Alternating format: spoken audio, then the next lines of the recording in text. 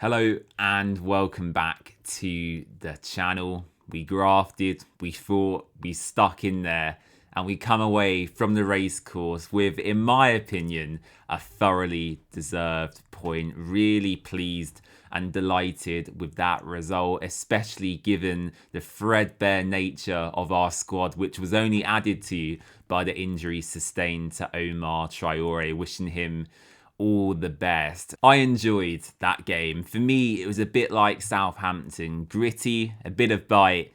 But as I said, we got through it as a team, as a collective, and we stuck in there together.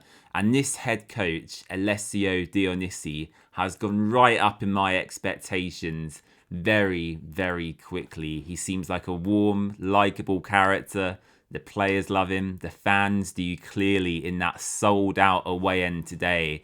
And it's such a shame that thus far he hasn't been backed adequately. Who were the standout performers today? Luka Kiramgard clearly deserves some praise for the goal. A controversial decision to start him. I will make that very clear. Myself included, thought Doumbia would continue in that position after his showing against Southampton. And reading Dionisi's quotes after this match, it seems like Luka was in there because of our intent to put in more crosses, knowing that that's where he thrives. And in the end, it proved to be a real decisive call. The ball from Omar Traore on the right-hand side was delightful. It fell straight to his head, and all Luka had to do was glance it in to that far post. What a finish it was. What a goal it was. And in his celebration as well, I thought that was interesting. Luka Kiramgard just touching his ear and looking to them Watford fans, maybe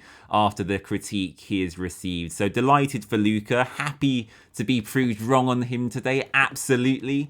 And I'm going to find it interesting as to whether Dionisi sticks or twists against West Ham next weekend. I think it's very much going to depend game to game. If Watford aren't going to have as much possession, maybe go with Doumbia. He works hard off the ball. If we have those opportunities to whip balls into the box, then of course Luka Kiramgard is your man. So a massive shout out to him. Ika Bravo in the 10.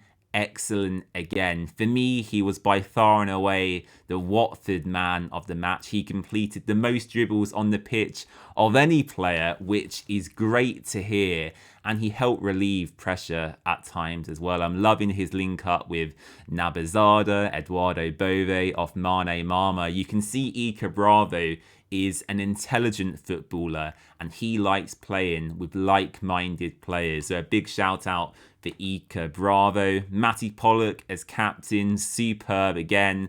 Yes, for the goal, maybe he could have done slightly better, but on the whole, I thought he was outstanding and led from the back. And also a shout out for Kevin Caben. He sustained a pretty nasty injury to his mouth. I think he might have lost a few teeth there. So yeah, I hope Kevin, you're okay, my friend. You might need a trip to the dentist. But look, given what we've got to work with, I thought we were really, really good. Jordan Zamora, probably not ready to start. He's not quite there in terms of sharpness, in my opinion. But he still was there. He tried, he ran, and that's all we can ask for from our players. 100% commitment, week in, week out. And if we get that, I think fans will be more than happy. Let's talk about the obvious elephant in the room then, shall we? We've got 2 games to come in the next week. Peterborough on Tuesday, followed by a monstrous tie against West Ham United in the Championship next weekend. The problem is, though, our squad depth is awful. You could see that on the bench today. And I have to say, fair play to Albert Eames, who slotted into that right back slot. It can't have been easy for him to come into that environment, even though he's been training with the first team, and he didn't put a foot wrong, in my opinion. So a big shout out to Albert Eames. But we shouldn't be in this position really as a club where we're having to rely so heavily on academy players. Don't get me wrong, I'm all for bringing them through if they are of sufficient quality. But for me, this could have been avoided if Watford were proactive in the transfer window. It feels like as we approach the final week and a half of the window, we are going to start to panic and bring in players who maybe we shouldn't do. Jeremy Petrie, okay, for example, last summer was signed late on deadline day as our replacement for Ryan Andrews. Petrie has since left the club and gone to Aris FC in Greece, and we lost money on that transfer as well. Watford aren't good, in my opinion, with these late buys, and given the breaking news that just happened prior to recording with Stephen Mfuni set to join Coventry City, that so-called special relationship with Manchester City clearly isn't as special as we thought. So for me, Watford have to be active, whether that's incomings from Udinese or elsewhere. We want the right characters in the right position, and we want players who won't only just add numbers but also strengthen our first team squad with quality. That's what I'm after. We don't need mercenaries anymore. You could see the 11 players that started on that pitch wanted the same goal. They weren't playing as individuals. And for too long at the club, I think we've built teams around individuals rather than that collective group.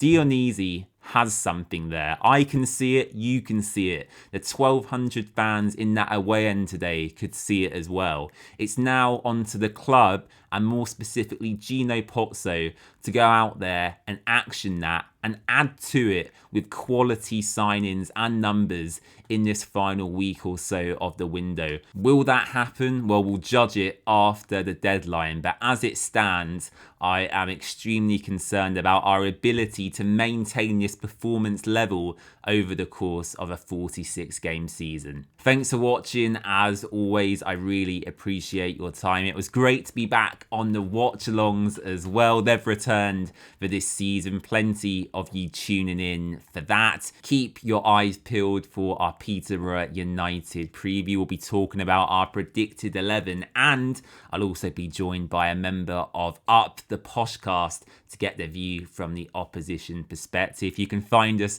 across all social platforms, and make sure to leave your thoughts and your man of the match in the replies down below. I'll see you in the next one. Bye-bye.